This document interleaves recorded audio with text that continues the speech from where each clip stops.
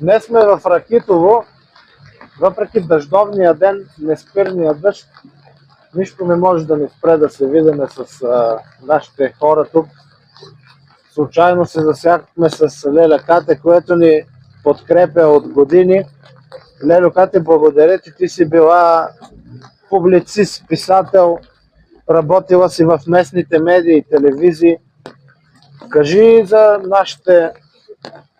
нашите симпатизанти и хората, които ни гледат, какво те накара да подкрепяш Възраждане толкова време, вече няколко години? Аз съм от хората, които много внимателно следят политическите процеси, които се случват в България, защото политиката в крайна сметка засяга всеки аспект от живота ни.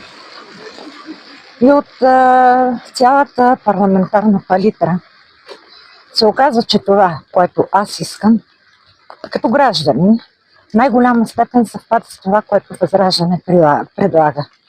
И това, което съм наблюдавала през годините, Възраждане е партията с най-последователна позиция в парламента. При тях няма игри на сглобки, безпринципни съглашения. Това, което отстоявате, за мен заслужава уважение. Виждаш, че се държим на думата, въпреки че няколко години не сме във властта, но пък показваме, че има една партия, на която може да се разчита. Да, и аз сега искам да го кажа, не мога да го крия това. Не съм недозрял пубер. Вече имам някакъв житейски опит и по тази причина наблюдавам много внимателно изявите на народните представители. Нямам менталитета на футболен запалян. Сега ще гласувам за кой ще. Абсурд. При мен това вече не може да се случи. Ако го имало в по-млади години, да. Но сега наблюдавам и признавам, че теб съм те наблюдавала специално. Сигурен съм, че се ме наблюдава. Поведението ти в парламента и извън него и това, което ми прави сериозно впечатление, няма депутат в парламента, който толкова активно да участва в работата му. Има. Аз споделям мои впечатления. Всяка комисия си работят. Да, разбирам, но ти си единствения с 120 питания. Не. Има Петър Петров на Възраждане, защо? Той има 150, който е нашия водач в Монтана. Проблема си е мой, защото аз теб наблюдавам. Да, ти понеже наблюдаваш мен, нали? Теб наблюдавам, но се радвам, че има и още хора. Има много, а пък Възраждане на парламентарен контрол сме задали общо 33-мата. Да. 1168 въпроса. 1168 въпроса за една година. Това е невероятно. Но аз не знам дали хората сега са наясно, че питанията в парламента са нещо изключително важно. Защото едно питане може да знае, но сигурен съм, че повечето хора не знаят какво са тези питания, какво представляват. Не знаят дори, че питането може да реши въпроси.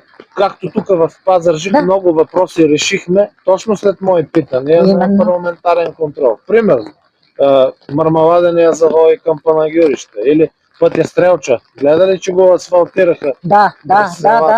След това мои въпроса и чрез питането. Чрез питането аз насочих вниманието на министрите, за да обърнат внимание тук на проблемите в Пазарджик. Аз не знам и сметището в Гелеменово.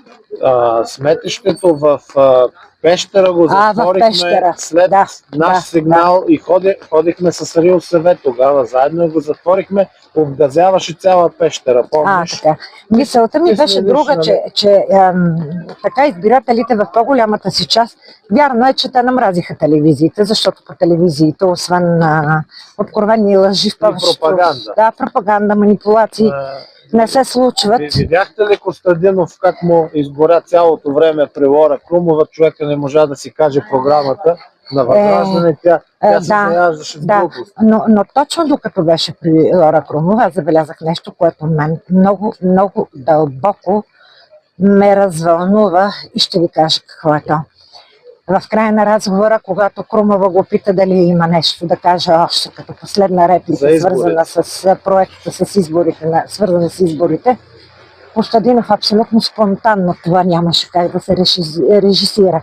спонтанно казва: изборите си отиват, идват и отиват, но България остава.